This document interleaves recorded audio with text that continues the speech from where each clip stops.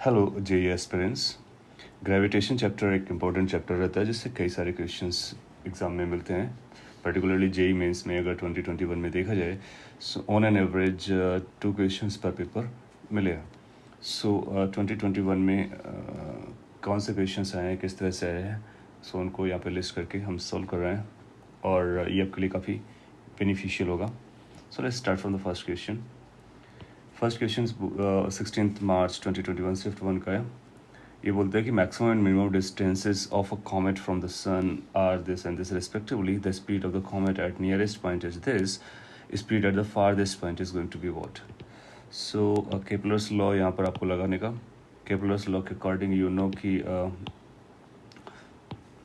Star जो होता है वो किसी फोकस पे लाई करता है आउट ऑफ 2 फोसी लिट से यहाँ पर है, और कॉमेट हो या प्लानेट हो इस तरह से मूव करेंगे। जब वो नियरेस्ट होता है तो उसके लिए से वेलोसिटी v1 है, फारदेस्ट होगा तो वेलोसिटी v2 है। ये जो डिस्टेंस है इसको हम लोग r1 बोल सकते हैं और ये जो डिस्टेंस है इसको हम लोग r2 बोल सकते हैं। एंड देन वी नो कि विद रिस्पेक्ट टू द सन कोई फोर्स एक्सटर्नली नहीं लगेगा जो टॉर्क प्रोड्यूस कर सके, क्योंकि कॉमेट पे जो भी फोर्स लगेगा वो टूवर्ड्स द सन होगा। That means it's a central force. So basically angular momentum conservation लगेगा। मोर ओवर यहाँ पर ये जो वेलोसिटीज़ होंगी वो परपेंडिकुलर होते हैं एक्सट्रीम पॉइंट्स पर। सो अपने पास आ जाएगा mv1r1 must be equal to mv2r2। angular momentum when velocity and the r are perpendicular, then we can write like this. mass of the comet same है इसलिए m कैंसिल आउट हो गया। अब अपने को क्या पता है गया, एक पॉइंट की वेलोसिटी, नियरेस्ट पॉइंट की वेलोसिटी यानी v1 पता है, v2 पता करना है। So from here you will write की जो v2 की वैल्यू आएगी that will be v1 r1 divide by r2।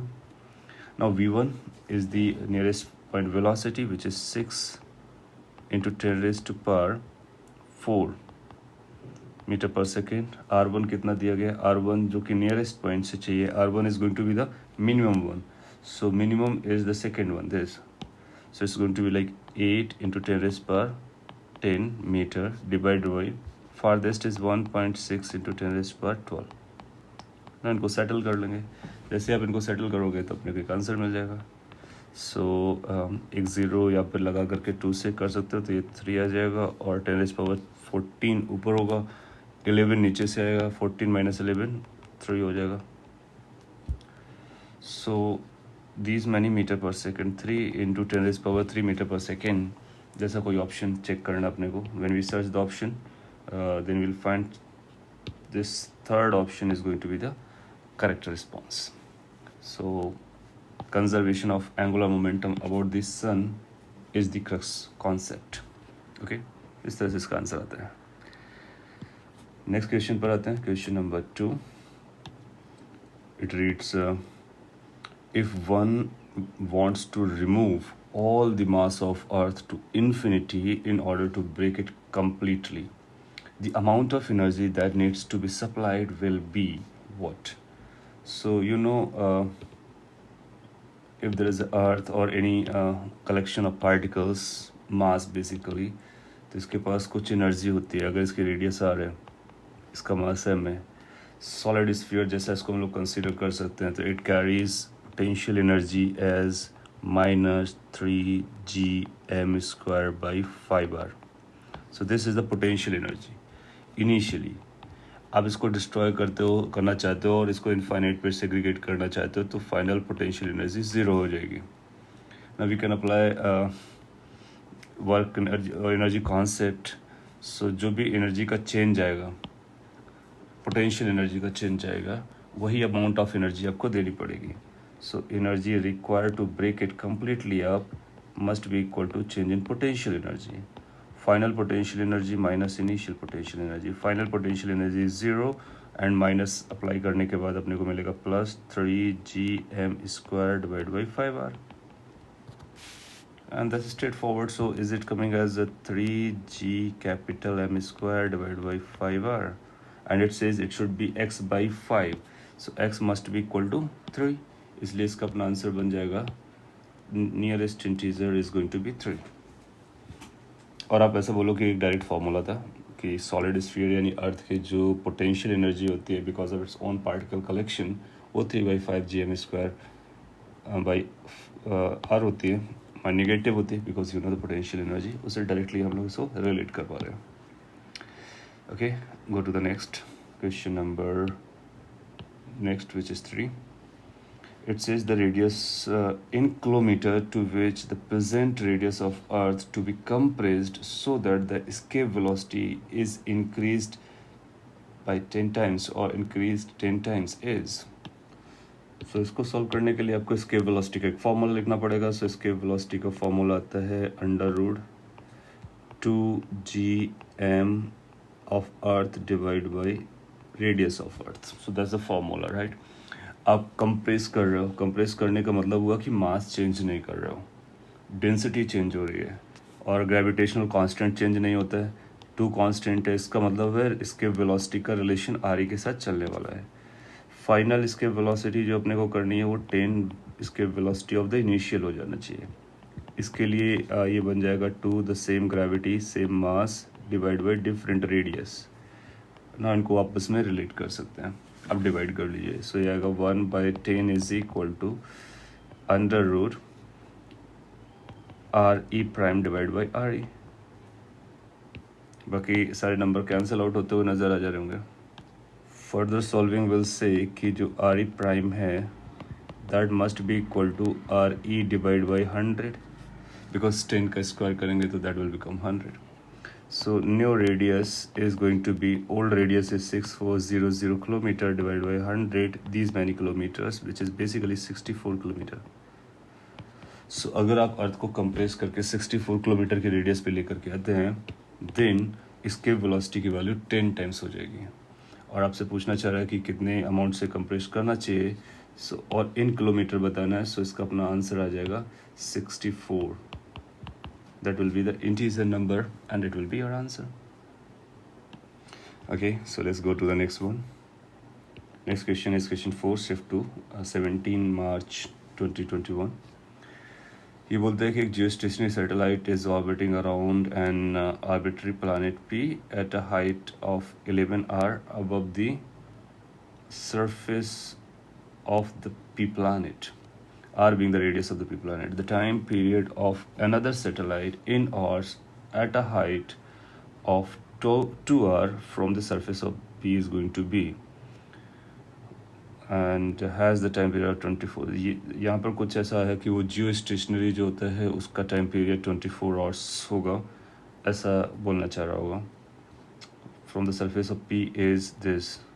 तो अपने को ये पता करना कि उसका टाइम पीरियड क्या होगा जो 2r की हाइट पर लाई कर रहा है. ओके, सो ये इंफॉर्मेशन जियो स्टेशनरी के लिए और वो अर्थ से रिलेटेड है. सो हम लोग जानते हैं कि कोई भी सैटेलाइट हो या फिर प्लैनेट के रिस्पेक्ट कोई सैटेलाइट मूव कर रहा हो तो अपने पास एक रिलेशन चलता है T² is proportional to R³ के प्लस थर्ड लॉ. तो हम लोग बोल सकते हैं कि T स्टेशनरी के लिए लगा लीजिए T1/T2 का square must be equal to R1/R2 का क्यूब. लेट्स से फर्स्ट हम लोग जियो स्टेशनरी को बोलते हैं, दूसरा P को बोलते हैं. सो जियो स्टेशनरी का टाइम पीरियड 24 है और जो P के रिस्पेक्ट में जा रहा है दूसरा वाला ये अनदर सैटेलाइट है उसका टाइम पीरियड अपने को निकालना है, दैट्स T. इसका स्क्वायर कर देते हैं. Must be equal to R1. Geostationary is at a height 11r. So R is basically R plus height, so that will come 12r. R2, this is going to be R plus 2r, that is becomes 3r. इसकी power अपने को मिल जाएगी 3. Simplify कर सकते हैं. So that number turn out to be 4⁻³ further simplification 24/T is equal to, इसको बोलेंगे तो 2⁻³ हो जाएगा विच इज़ बेसिकली 8. तो यहाँ से अपने को T पता चल रहा है. T is going to be 24/8 that means 3 hours. So वो जो दूसरा सैटेलाइट है अगर वो 2r की हाइट पे ऑर्बिट करेगा P के अराउंड तो उसका टाइम पीरियड 3 आवर्स आना चाहिए. और ऐसा एक ऑप्शन अपने को दिया गया, थर्ड ऑप्शन, उसी को मार्क करेंगे.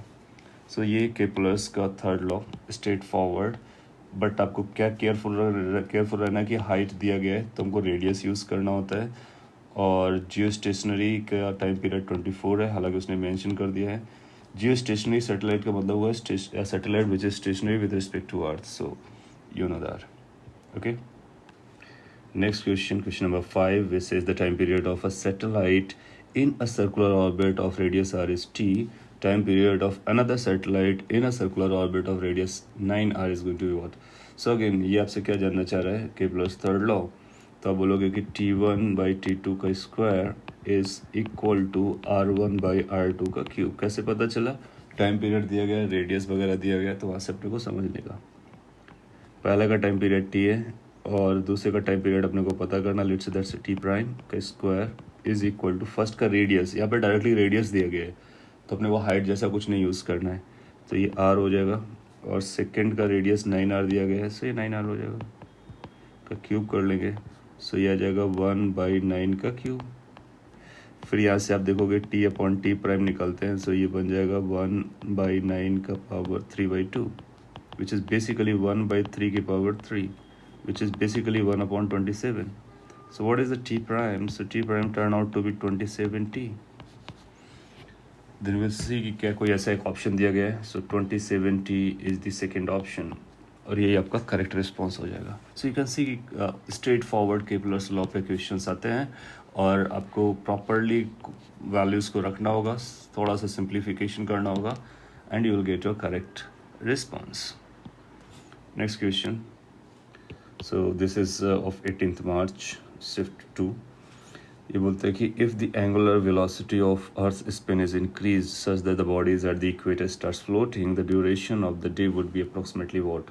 So you know कि जब अर्थ स्पिन कर रहा होता है, रोटेट कर रहा होता है, तो उसकी वजह से सेंट्रीफ्यूगल फोर्स लग रहा होता है और ग्रेविटेशनल पुल लगेगा, तो जो इक्वेटर पर ऑब्जेक्ट्स होंगे वो दो फोर्स सब्जेक्ट हो रहा होगा, एक mr⍵² हो रहा होगा और दूसरा फोर्स mg लग रहा होगा। और mg बड़ा रहता है तभी ऑब्जेक्ट्स कांटेक्ट पे रहते हैं, mg क्योंकि वहाँ पे फिर एक नॉर्मल रिएक्शन इस तरह से आने लगती है। अगर नॉर्मल रिएक्शन 0 हो गया देन विल फाइंड कि वो फ्लोट करने लगेंगे, so n will become tending to 0, so it will be like mg is equal to mr⍵²। So we need to find how much the omega is, so omega square turn out to be g/r। So omega की value अपने को पता चल गया कि √g/r हो जाएगा, तो फिर इक्वेटर के ऑब्जेक्ट्स जो है फ्लोट करना स्टार्ट करेंगे, नॉर्मल रिएक्शन 0 हो जाएगा। टाइम पीरियड की वैल्यू आपको बताना है तो 2π/ω विच इज़ बेसिकली 2π√r/g। ना ये नंबर्स के बारे में हम लोग जानते हैं, 2π इज़ नंबर। आप चाहो तो पाई और जी को भी कैंसिल करने की कोशिश कर सकते हो, √g को, और अदरवाइज इसको हम लोग सिंप्लीफाई कर लेंगे। आर की वैल्यू अपने को पता होती है, इसने दे भी रखी है 6400 किलोमीटर, दैट मीन्स 1000 से मल्टीप्लाई करने का, और जी अपने पास 10 है। सो विल फाइंड एक ज़ीरो कैंसिल आउट हो गया और 100 और 800 बाहर आ जाएगा, सो 800 into 2 that is 1600 pi seconds हो जाएगा, 1600 पाई सेकेंड्स के बराबर हो जाएगा। अगर अपने को मिनट्स में चाहिए क्योंकि हमारा ऑप्शन मिनट में है, तो हम लोग इसको 60 से डिवाइड कर देंगे, 1600 पाई डिवाइड बाई 60। अब देखोगे ये मिनट में आ गया, एक ज़ीरो कैंसिल कर सकते हो, कुछ डिविजन्स भी कर सकते हो। फॉर इंस्टेंस कि आप इसको और 2 से डिवाइड कर दोगे तो ये आएगा 80 डिवाइड बाई 3 पाई। पाई की वैल्यू रफली 3 के अप्रॉक्सिमेट 3.14 होती है, तो 3 से स्लाइटली ज़्यादा जाएगी, तो इसका मतलब ये नंबर 1 से थोड़ा सा ऊपर जाएगा, तो ये ओवरऑल नंबर 80s में थोड़ा सा जाएगा ऊपर, तो 60 आंसर नहीं हो सकता है, डज नॉट चेंज, ये तो हो भी नहीं सकता, 1200 इज़ टू मच, 84 के क्लोज पहुंच जाएगा। So this is going to be approximately 84 minute. आप इसको याद भी रखते, कई बच्चे इसको याद भी रखते हैं कि इक्वेटर पर फ्लोटिंग स्टार्ट होती है जब time period of rotation of earth becomes 84 second के अप्रॉक्सीमेटली। अदरवाइज आप कैलकुलेट करोगे, कैलकुलेट करना है तो कुछ मिनट्स आपको लगेंगे और आपका आंसर आता है। Okay, so let's go to the next. Question 7 says कि angular momentum of a planet of mass m moving around the sun in elliptical orbit L, magnitude of aerial velocity। तो यहाँ पे डायरेक्ट नोट्स का question रहता है कि जो areal velocity होती है, एरियल वेलोसिटी जिसको हम लोग बोलते हैं dA/dt, this is equal to L divided by twice m, where m is the mass of the planet which is moving around a star. So L upon twice m is straightforward, और इसको proof किया जाता है class notes में. सो अगर आपको class notes revise किया है so you will B remembering this, और डायरेक्टली आपको करेक्ट आंसर मिल जाएगा. कैसे प्रूफ करते हैं? सो उसमें एंगुलर मोमेंटम और second law of Kepler use करते हैं. बेसिकली इसको हम सेकंड लॉ ऑफ केपलर भी कहते हैं. एरियल वेलोसिटी कांस्टेंट रहती है. दैट मीन्स वो जो लाइन होती है स्टार और प्लैनेट को ज्वाइन करने वाली, इक्वल टाइम में इक्वल एरिया स्वीप कर रही होती है. सो वहीं से पॉइंट निकलता है. Okay, next problems is 4 identical particles of equal masses 1 kg each are made to move along the circumference of a circle of radius 1 meter due to their own mutual gravitational and attraction forces. कितना velocity होना चाहिए, speed होना चाहिए? तो हम लोग जानते हैं कि 2 पार्टिकल्स चलते हैं तो डायमेट्रिकली अपोजिट होते हैं. 3 पार्टिकल्स होते हैं तो they have to be on a triangle. इधर 4 particles, so they must be forming a square. So ऐसे पोजीशंस पे होना चाहिए. एक पार्टिकल आपका यहाँ पर होगा, दूसरा यहाँ पर होगा, तीसरा यहाँ पर होगा, चौथा यहाँ पर होगा. सो और भी इस तरह से मूव कर रहे होंगे. They must be moving with the same speed. Velocity will be different because velocity depends on the direction, right. So किसी एक को पकड़ करके हम बोलेंगे कि उसका फोर्स बैलेंस होना चाहिए. सो लेट्स से इस पार्टिकल पर देखते हैं. तो इस पार्टिकल पर लगने वाले फोर्सेस, एक फोर्स इधर से आएगा, एक फोर्स ग्रेविटेशनल इस वजह से आएगा, और एक फोर्स आपको इधर मिलेगा.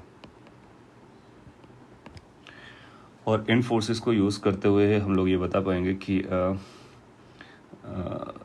Total force centripetal force provide करना चाहिए, क्योंकि यूनिफॉर्म सर्कुलर मोशन करने वाला है. अच्छा, रेडियस अपने को पता है, तो लेट्स से कि ये डिस्टेंस L है. सो जो नेट फोर्स लगने वाला है, कैन वी से कि F net must be equal to mv square by r. Definitely we can. How much the net force is going to be? This and this together. So since ये square है तो इसका diameter diagonal होगा, और ये दोनों force बराबर होंगे तो उनका रिजल्टेंट भी इधर आएगा. तो अगर मैं डायरेक्टली लिखूँ तो इस फोर्स का √2 वर्जन यहाँ पर आने वाला है. सो यूल फाइंड कि ऐसा कुछ लिखना पड़ेगा अपने को, Gm divided by L square √2 times that came here. Moreover we need to know this force as well. So एक फोर्स और ऐड करना होगा, that is going to be Gm divided by square of this length. Now will find कि अगर ये L है, ये L है, तो ये L√2 हो जाएगी. L√2 का स्क्वायर. सो L√2 का स्क्वायर करना पड़ेगा. सो ये नेट फोर्स के बराबर आ रहा है, और इसकी value mv square by r के बराबर आ रही है. अच्छा, अभी अपने को r नॉन है, 1 है, लेकिन L के बारे में पता करना है. सो m की वैल्यू अगर हम 1 सब्सटीट्यूट कर देते हैं तो ये बन जाएगा G अपॉन L स्क्वायर, बाहर आ जाएगा, और ये आएगा √2 plus 1/2. This is equal to v square. अब अपने को L लगने वाला है. अब देखोगे कि ये जो टोटल है ना, ये ट्वाइस आर है. So twice R is equal to L√2. So L is basically √2r. So R is 1, so L की वैल्यू √2 के बराबर हो जाएगी. सो अल्टीमेटली अपने को कुछ ऐसा मिल जा रहा है कि G डिवाइड बाई √2 के स्क्वायर दैट इज 2, और यहाँ से अपने को मिल जा रहा है 2√2 plus 1/2 is equal to v square. So how much the velocity और speed should B.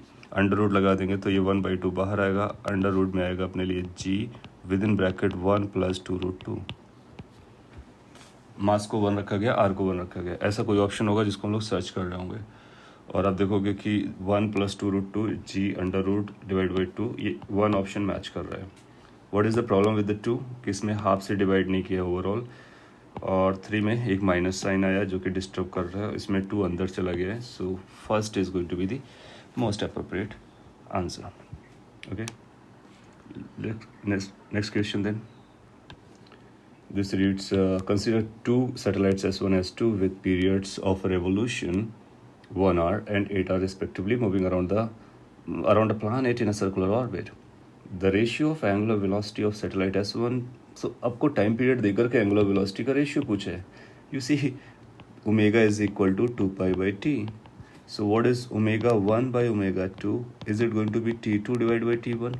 And T2 is 8 and T1 is 1. So we will have ratio omega 1 is to omega 2 as 8 is to 1. First option. Very simple question is just using omega is equal to 2 pi by t and relating omegas when t's are known to you. Then next question, this 10th problem of 24th Feb shift 1. ये बोलता है कि two stars of masses m and twice m at a distance d rotate about their common center of mass in a free space. Period of revolution. ये भी kind of notes में आपने किया होता है और उससे रिजल्ट आपको याद रहता है. और इन केस सबको याद नहीं है तो आप इस तरह सॉल्व कर सकते हो कि एक ये प्लानिट है और एक ये स्टार है. बेसिकली दो इस बाइनरी स्टार सिस्टम का पार्ट है. सो दो स्टार है अपने पास, एक का मास m दिया गया है, दूसरे का मास ट्वाइस m है. तो इसका सेंटर ऑफ मास यहाँ कहीं आ जाएगा. That's the centre of mass. You can think of this is r1, this is r2. So you will be having relation like कि m_r1 must be equal to 2m_r2 which basically says कि r1 की value twice r2 के बराबर है. Moreover अपने को बताया गया कि ये जो टोटल डिस्टेंस है वो d है, तो हम लोग क्लेम करेंगे कि r1 प्लस r2 का जो वैल्यू है वो d के बराबर है. These two equation will give us r1 and r2. Let's find r1 की वैल्यू का इस पर सब्सटीट्यूट करते हैं तो ये बन जाएगा 3r2. So 3r2 is equal to d, so r2 must be equal to d/3. Once r2 came to know, so r1 की वैल्यू आ जाएगी 2d/3. सो सेंटर ऑफ मास की लोकेशन पता चल गई. अब ये इस सर्कल पे चलेगा, r1 के सर्कल पर, ये r2 के सर्कल पर चलेगा और इस तरह से चलेगा कि वो डायमेट्रिक ये इस तरह से स्ट्रेट लाइन में ज्वाइन रहेंगे. अच्छा, अब इसके बारे में अगर बात करते हैं, ये वेलोसिटी लेट से कि ये अपने कॉमन सेंटर में ऐसे ओमेगा से रोटेट कर रहा है, तो उसकी वजह से इसके पास वेलोसिटी v1 आ जाएगी. तो इस पर लगने वाला फोर्स, सेंटीपिटल फोर्स, इसको सेंट्रीफ्यूगल फोर्स को बैलेंस कर रहा होगा. और जो सेंटीपिटल का रिक्वायरमेंट है वो ग्रेविटेशन से आएगा, तो हम लोग लिखेंगे g m into twice m divided by d square. This is the gravitational force. This must be equal to mass r1 omega square. So we are writing mass which is of this particle or star, और omega common है, r1 अपने को निकल आया है. So यहाँ से omega निकल के आ जाएगा. From here you'll find कि omega square turn out to be, एक mass cancel हो गया. It's like twice g m divided by d square into r1. And r1 could be written as 2d/3. So 2 से 2 भी cancel हो गया. It's like 3gm upon d cube. Now omega निकल कर आता है. So omega is under root of this number 3gm divided by d cube. So what is the time period? Time period is 2 pi by omega. So इसका upside down version आ जाएगा. So 2 pi under root d cube divided by 3gm. We will check कि कोई ऐसा time period का expression given है क्या. सो 2 पाई आपको दिख रहा है दो ऑप्शन में, 1 और 4th में. और ये तो ऑब्वियसली भी हम लोग चेक कर सकते थे डायमेंशन से, क्योंकि उसने टाइम पीरियड पूछा है. तो डी क्यूब मतलब dimension length cube divide by G M type का रहा होगा, तो ये ऑप्शन नहीं हो सकता है और ये ऑप्शन नहीं हो सकता है. ये इस वजह से नहीं हो सकता कि what 2 पाई लिखा हुआ है, इसका मतलब यही ऑप्शन होना चाहिए. सो एलिमिनेशन मेथड से भी आएगा और अपनी कैलकुलेशन से भी आ जाता है. डायमेंशनल एनालिसिस जिसको कहते हो आप, उससे भी उससे भी दो ऑप्शन को रिजेक्ट कर सकते हो. और सिंस ओमेगा से टी निकालने में 2 पाई मल्टीप्लाई होता है, ऐसा आप सोच सकते हो. और अदरवाइज आपको ये सॉल्व करके भी निकालना होता है. आपने नोट्स में किया है तो आपको स्ट्रेट फॉरवर्ड फार्मूला याद रहता है ओमेगा का, तो वहाँ से भी कॉपी कर सकते हो. So doable question and a good one as well. Next then, it reads a body weighs 49 Newton on a spring balance at the North Pole. What will be its weight recorded on the same weighing machine if it is shifted to the equator? So spring weighing machine कैसे measure करती है? वो basically kx measure कर रही होती है और kx की वैल्यू mg के बराबर आती है. इसको लोग g इन्फ्लुएंस करता है हमारी रीडिंग को, और पोल पर g पोल के बराबर आएगा. इसकी वैल्यू आपको 49 दी गई है. फिर जब ये मेज़र करना स्टार्ट करेगा इक्वेटर पर, तो ये एम जी इक्वेटर के बराबर आएगा और ये अपने लिए एक अननोन नंबर है जो पता करना है. हम लोग जानते हैं कि जी इक्वेटर पर जो आता है वो जी ऑफ पोल और g minus R E omega square cos square theta में वो 1 हो जाता है, तो इसके बराबर हो जाता है. इसका मतलब जी ई और ये जो पोल के बराबर आएगा, क्योंकि पोल में रोटेशन का इन्फ्लुएंस नहीं होता है. इससे एक बात तो गारंटीड है. और वैसे भी बोलते हैं कि पोल का ग्रेविटी ज़्यादा होता है, इक्वेटर का कम हो जाता है. क्यों कम हो जाता है? Because of rotation as well as because of shape of the geometry of the earth. तो इन सारी बातों से एक बात तो क्लियर हो जा रही है कि वेट जो है इक्वेटर पर कम आना चाहिए। 49 से हमारा कम आंसर आएगा, दैट्स फॉर श्योर। ऑप्शन 49 नहीं हो सकता, 49 प्लस नहीं हो सकता, 49 प्लस नहीं हो सकता, so this is the only option that we need to mark. और अगर निकालना भी है तो अपने को क्या होगा, R E omega square, R अपने को दे रखा है और ओमेगा हम लोग जानते हैं अर्थ के लिए 24 आवर्स टाइम पीरियड से निकलता है। सॉल्व करेंगे अपने को आंसर मिलेगा, बट यहाँ पे सॉल्व करने की ज़रूरत नहीं है क्योंकि all three options are more than और इक्वल टू 49। अब our answer must be less than 49, hence last option. Okay, this question 12 is अब 25th शिफ्ट 1। ये बोलते हैं कि एक सॉलिड स्फीयर है जिसका मास दिया गया अपने को, रेडियस दिया गया 3r, किसी एक पार्टिकल को उसकी रेडियस आ रहा है और पार्टिकल का जो लोकेशन है वो 3r डिस्टेंस पर है सेंटर से और उसको F1 फोर्स से पुल करता है। तो हम लोग ये लिख सकते हैं कि जो F1 की वैल्यू होगी F1 must be equal to mass into the gravity. Gravitational field is going to be Gm upon R square का मतलब हुआ 3r का square. So this is going to be the gravitation force F1। फिर आपसे बोलता है कि cavity r/2 का बना दिया गया तो कितना फोर्स लगेगा, तो सेकेंड केस में ये F2 लगने वाला है। नो F2 जो हम लोग कैलकुलेट करेंगे उसमें टोटल का ग्रेविटेशन फोर्स माइनस इसका ग्रेविटेशन फोर्स करने वाले हैं। टोटल का ग्रेविटेशन फोर्स तो ये था बेसिकली, तो अब चाहो तो उसको कॉपी कर सकते हो, Gm divide by 9r² minus इसकी जो ग्रेविटेशनल फील्ड आना था उसकी वजह से जो फोर्स लगना था वो सब्ट्रैक्ट हो रहा है। तो इसके लिए अपने को ये डिस्टेंस लगेगी, ये अपने लिए हो जाएगा r/2।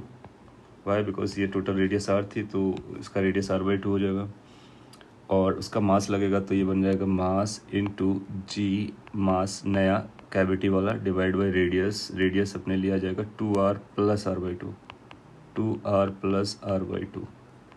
और आप ऐसा भी कह सकते हो 3r माइनस r/2 का square. Now how much this m prime is going to be? So m prime by total m basically same density का पार्ट रिमूव हुआ है तो वॉल्यूम के रेशियो में गया होगा, तो ये आएगा 4/3 पाई r cube, that means r/2 का क्यूब इंटू डेंसिटी, और ये आएगा 4/3 पाई r cube the same density, basically it's 1/8। तो अपने को पता चला कि जो m प्राइम है रिमूव्ड मास है वो ओरिजिनल मास का 1/8 है और इसका मतलब 7/8 मास बचा होगा अपने पास। कैरी करते हैं फर्दर, सो ये बन जाएगा Gm small m divide by 9r² minus this will become Gm/8 into small m divided by this number, और ये नंबर आएगा 4 + 1 5/2, स्क्वायर करोगे 25/4 r²। अब यहाँ पे कुछ सेटलमेंट्स बनाना होगा, 8 नीचे आ रहा है 4 ऊपर जा रहा है, सो बेसिकली 2 लीव कर रहा है तो ये 50 हो जाएगा। सो अपने पास आ रहा है Gm upon r² as a common 1/9 minus 1/50।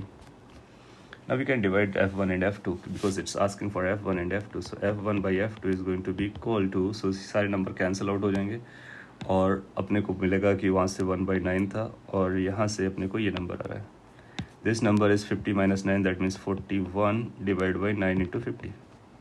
ये ऊपर चला जाएगा तो 50/41 हो जाएगा और 9 कैंसिल हो जाएगा। सो 50:41 ये कुछ अपने को दिख रहा है। एक बार क्रॉस चेक करते हैं। सो क्रॉस चेकिंग में ये 1/9 आ रहा है और ये 1/9 माइनस, ज़ाहिर सी बात है कि F2 थोड़ा सा छोटा पड़ जाएगा कि कुछ पोर्शन चला गया है। सो F2 should be smaller, so F1/F2 should be more than 1। तो उससे हम बोलेंगे ये ऑप्शन नहीं हो सकता है और ये ऑप्शन नहीं हो सकता है, इन्हीं दोनों में आना चाहिए। और 50/41 हमारा आंसर आ चुका है, इसलिए करेक्ट आंसर क्या हो जाएगा, third option, C part will be the correct response. So point है इसकी सुपर पोजिशन वाला मेथड लगाना और simple mass into field is equal to force उसको अप्लाई करना था। और ये काफ़ी पॉपुलर क्वेश्चन भी रहता है, अगर आपने कभी सॉल्व किया हो कि एक spherical cavity of r/2 radius की निकाल लेते हैं तो कितना फोर्स लगता है। सो वो आपको याद होगा तो डायरेक्टली m/8 आपको क्लिक कर जाएगा और ये कैलकुलेशन भी आपको क्लिक कर जाएगी। Okay, next then this is two satellites A and B of masses this and this revolving around the earth I'd these respectively, T and TB the time periods respectively. Then we need to find TB minus TA, radius of earth और mass of earth given to us. So इसमें Kepler's के law पे जाने का T square is equal to 4 pi square divided by G mass of the earth R cube. That's the rule. अब आपको TB लगेगा, TA लगेगा, तो हम बोलेंगे कि TB माइनस TA, क्योंकि आपको सब्ट्रैक्ट करना, रेशियो नहीं निकालना है, तो ये नंबर भी आएगा. सो दोनों में एक चीज़ कॉमन आ जाएगी, कितना, 2 pi divide by root GM E, और within bracket you will get it like R raise to power और R1 रेज टू पावर 3/2. 1 और 2 को B के टर्म में लिख देते हैं. सो ये बनेगा radius of B power 3/2 minus radius of A power 3/2. अभी अपने को सॉल्विंग करनी पड़ेगी. Mass of the satellite what matter 2 pi under root GME. G की वैल्यू आपको पता रहती है और ME की वैल्यू पता रहती है. अब चाहो तो इसको रेडियस ऑफ अर्थ के टर्म में भी लिख सकते हो GM को. सो ये बन जाएगा आपका GR², in case you want to solve in that manner. और इनसाइड में अपने को मिलेगा cubes RB, radius of B. So radius of B कितना हो जाएगा, ये टोटल लगेगा अपने को. तो B कितना हाइट पर दिया गया है, 1600 किलोमीटर, और ये 64000 है. तो दोनों का एडअप कर लेंगे. जैसे आप एडअप करोगे तो ये आपको मिल जाएगा 8000 kilometre. So you right like कि ये 8000 की पावर 3/2 आएगा, जिसको इजीली सॉल्व किया जा सकता है, ऐसा नंबर है. माइनस RA जो A के लिए 600 है, इसको ऐड कर दोगे तो 7000 बन जाएगा. So that is going to be 7000 की power 3/2. Now you need to put this RE value over here. ये भी हमने किलोमीटर्स में रखा हुआ है, ध्यान रखना है, क्योंकि यूनिट्स का भी ख्याल रखना था. और ये एक काम करते हैं, 1000 है ना, इसके साथ 10 रेज टू पावर 3 की पावर 3/2 और मल्टीप्लाई करना चाहिए अपने को, into 10 raise to power 3 raise to power 3/2, क्योंकि मैटर करेगा, यहाँ 3/2 पावर है और यहाँ पर कोई और पावर है. तो यहाँ से RE बाहर आ जाएगा और फिर किलोमीटर्स को मीटर्स में कन्वर्ट करेंगे, यहाँ पर भी सिंप्लीफाई करेंगे. ये कैलकुलेशन आपको परफॉर्म करनी पड़ेगी. मोर ओवर ऑप्शंस बहुत क्लोज बाई हैं, तो इस क्वेश्चन की इंटेंशन है कि आप कैलकुलेशन प्रॉपरली करें, और अगर कोई प्रॉपरली करता है तो इसकी वैल्यू क्लोजली 1.33 के आसपास आती है, इंटू 10⁻³ सेकेंड्स में. और ऐसा कोई ऑप्शन है, थर्ड ऑप्शन है, जो कि मैच करता है. आप कैलकुलेशन वेरीफाई करेंगे और उसके बाद उसमें अप्रोक्सीमेशन ना लेकर के अपने को प्रॉपर कैलकुलेशन पे जाना पड़ेगा, क्योंकि options they are very close. 10⁻³ में ये भी है, 4 भी है. So you need to take care of the calculations. तो कुछ क्वेश्चंस ऐसे भी होते हैं जो कैलकुलेशन डिमांड कर रहे होते हैं. ओके, नेक्स्ट क्वेश्चन इज कि given below are 2 statements. One is labelled as assertion and then reason. Then assertion says कि escape velocity of planet A and B are same, but A and B are of unequal mass. Escape velocity of planet A and B are same, but A and B are of unequal mass. So आप जानते हो कि escape velocity के फॉर्मूले में कुछ ऐसा आता है, escape velocity is equal to √2 times gm/r और रेडियस. सो यूल फाइंड कि अगर अनइक्वल मासेस हैं, चलेगा ना, रेडियस भी अनइक्वल हो जाएगी तो उनका काम हो जाएगा. फिर आपसे रीज़न बोलता है कि the product of mass and radius must be same. No, product of mass and radius same नहीं होना चाहिए, ratio of mass and radius same होना चाहिए. सो रीजन जो बोलना चाह रहा है वो रॉन्ग है असर्शन के लिए. असर्शन के लिए रीजन रॉन्ग है. सो हम बोलेंगे कि ए इज़ करेक्ट और reason is not correct. This statement is not correct. Statement in itself is not correct, right? So that's not correct. So answer second mark कर देंगे. So second will become your right response. सीधा फॉर्मूले से अपने को answer आ रहा था. So 15 says initial velocity vi required to project a body vertically upward from the surface of Earth to reach this height, where r is the radius of Earth, may be described in terms of escape velocity by this relation. Find x. और ये vi is equal to √x/y. That means ये x और y integer के term में बोलना चाहिए अपने को, तो इंटीजर के टर्म में देखना है. तो x और y दोनों पूछ सकता था, उसने केवल x पूछा है. चेक करते हैं.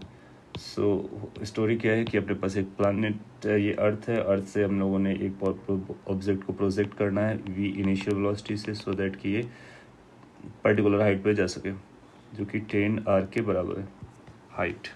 The height is 10r। सो ये 1 पॉइंट हो जाएगा, ये 2 पॉइंट हो जाएगा। Mechanical energy conservation will say कि initial energy half mvi²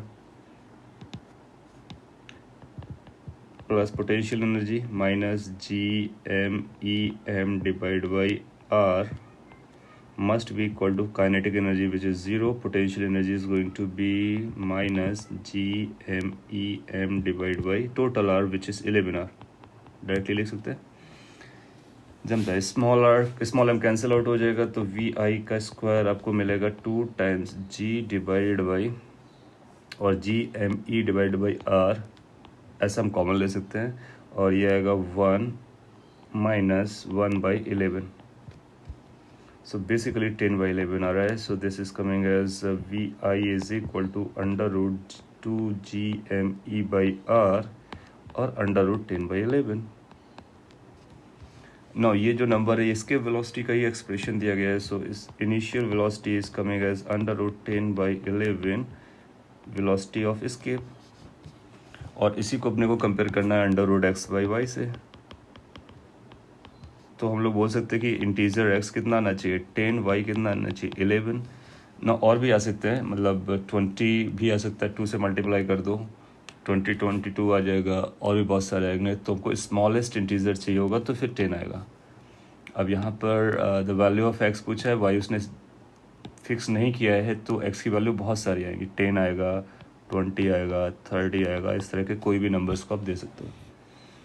so minimum word use करना चाहिए था, so that we can find out कि मिनिमम x कितना होना चाहिए, तो वो 10 आ जाएगा। सो हम लोग लॉजिकली 10 पर ही फोकस कर लेंगे, तो इस तरह से इंटीजर आंसर 10 दे सकते हैं इसको।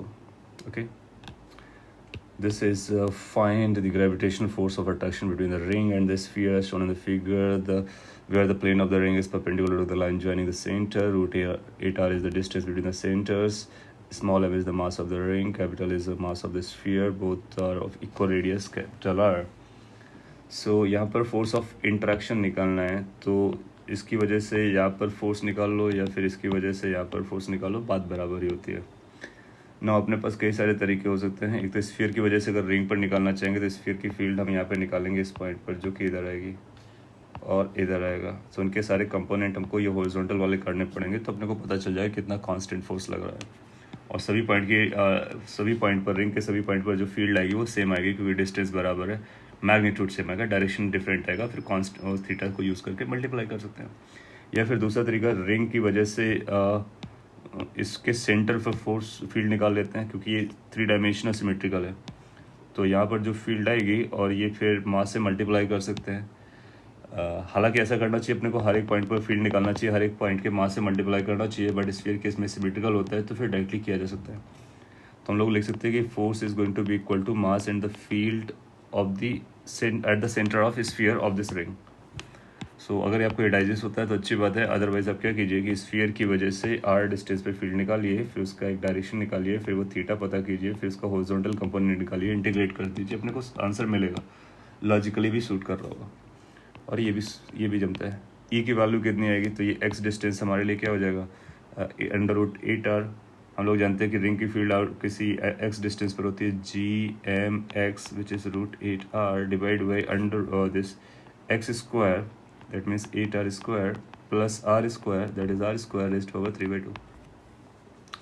इस चीज़ को सिंप्लीफाई कर सकते हैं, तो ये बन जाएगा रूट 8 gm, एक स्मॉल m होगा, ये स्मॉल m है, तो let's call it capital M and small m divided by, एक r कैंसिल हो गया, r³ आना था यहाँ से, तो r स्क्वायर बचेगा, और ये 9 बन गया था, तो 9 का अंडर रूट लगाओगे तो 3 आएगा, स्क्वायर करोगे 27 आ जाएगा। सो रूट 8/27 जैसा कोई ऑप्शन दिखना चाहिए। सो रूट 8/27 अपने को सेकेंड ऑप्शन में दिखता है, सो इसी को मार्क कर देंगे। ये शॉर्ट वे हो गया, और अगर आप स्फीयर की वजह से रिंग पे निकालोगे, आप चेक करो, उसका आपका सेम आंसर आएगा। So that means sphere case में आप ऐसा यूज़ कर सकते हो। नेक्स्ट क्वेश्चन देन, ये बोलता है कि एक प्लानट है, a planet is revolving in elliptical orbit, okay, has, ये ऑप्शन है और करेक्ट ऑप्शन अपने को पकड़ना है। A constant velocity of revolution, no, velocity is not constant, velocity keep on changing because direction keep on changing. Has the least velocity when it is the nearest to the sun, no, it is fastest when the nearest. Its aerial velocity is directly proportional to its velocity. Aerial velocity is directly proportional to velocity. No, that's not the case. Aerial velocity is a constant. The aerial velocity is inversely proportional to the velocity. No, it's a constant. To follow a trajectory such that the aerial velocity is a constant, yes. इस तरह से move करता है कि areal velocity constant होती है। तो हम लोग किस ऑप्शन को मार्क करेंगे? ऑप्शन जिसमें लिखा हुआ E only, okay, straightforward conceptual question. Next then, so ये बोलता है कि in the reported figure of Earth the value of acceleration due to gravity is same as A point which is at this, C point which is outside, और वो B से छोटा है। Of course ऊपर और नीचे कम रहता है, वी नो दैट, और इनसाइड आउटसाइड कम रहता है। ओ ए और ए बी बराबर है, सो इसका मतलब हुआ कि ये जो डिस्टेंस रही होगी, ये वाली डिस्टेंस, ये r/2 के बराबर हो जाएगी, और नीचे वाला भी r/2 के बराबर हो जाएगी, क्योंकि ये टोटल r है और दोनों बराबर हैं। x/y का रेशियो बताना है, नहीं ये बराबर नहीं बोला, सॉरी, इससे इसकी the value of O A B का रेशियो x/y है। फाइन, सो ये x है x/y, अदरवाइज x/y ऐसा कुछ है। सो एक काम करते हैं ना कि ये टोटल डिस्टेंस अपने को पता है, और 1 मिनट के लिए अगर हम इस डिस्टेंस का नाम d दे देते हैं, फिर हम d को कैलकुलेट कर लेंगे, ओ ए ओ बी के रेशियो में कन्वर्ट कर लेंगे।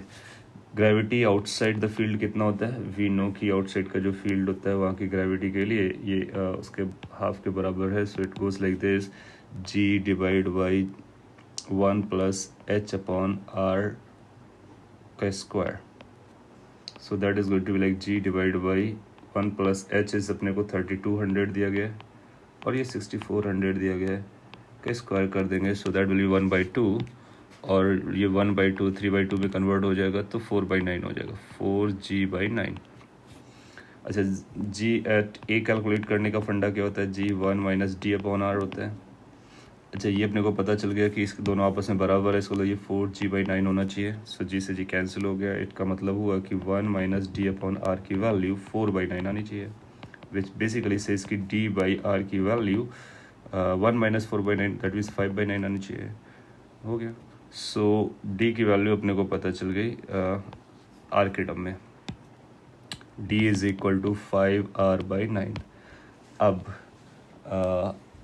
ये जो डिस्टेंस होगी that will be r minus D, और O A basically r minus D है, divide by D A B हो गया। इसी की वैल्यू को आप x/y बोलते हो, यहाँ से आपको x पता करना है। सो यूल फाइंड कि एक तो ये रिलेशन आ रहा है, दूसरा एक और रिलेशन हमारे पास होगा, और यहाँ से सिंप्लीफाई करते हैं, लेट्स सी क्या आता है। So y r minus D is equal to X D, Y D इधर लेकर के आ जाएंगे तो ये बनेगा y r is equal to X plus Y into D, और x प्लस वाई कितना बनेगा? नॉट श्योर राइट, कि x प्लस वाई के बारे में तो कुछ नहीं बोल सकते, रेशियो अपने को पता है। तो क्या यहाँ से हम y की वैल्यू और यहाँ से हम लोग अब निकाल सकते हैं कि x कितना होगा? हाँ, ये इजीली निकाल सकते हैं। अगर हम लोग ये भी ना करें ना तो हमको डी आर का रिलेशन मिल गया है ना, इसी को यूज़ करते हैं, उसका यूज़ नहीं किया। सो इसको हम लोग लिख सकते हैं r माइनस डी, डी की जगह 5r/9 divide by D which is 5r/9, this is equal to x/y which is further equal to 4/9, क्योंकि ये r से r कैंसिल हो गया, डिवाइड बाई 5/9, 9 से 9 कैंसिल हो गया, 4/5। इसका तो x/y की वैल्यू कितना आ रहा है? 4/5। So x must be how much? 4। So we will say कि 4 will become our right response. So point है इसकी अपने को फॉर्मूला यूज़ करना था, ग्रेविटी कैसे वेरी करती है आउटसाइड, ग्रेविटी कैसे वेरी करती है इनसाइड, और दोनों को रिलेट करना था बाय द कंडीशन गिवन कि दे आर इक्वल। फिर उसके बाद में बताना था कि कितना डेप्थ पर ए पॉइंट हो जाएगा, फिर रेशियो को पता करना था। स्ट्रेट फॉरवर्ड क्वेश्चन था, थोड़ा सा कैलकुलेशन इन्वॉल्व था। So these were the questions that came into 2021 JEE Main from gravitation chapter. इससे आपको काफ़ी हिंट मिला होगा, फाइन ट्यून हुआ होगा कि किस तरह से क्वेश्चंस आते हैं, and in fourth coming examination you will find similar questions. Okay, thank you, all the best.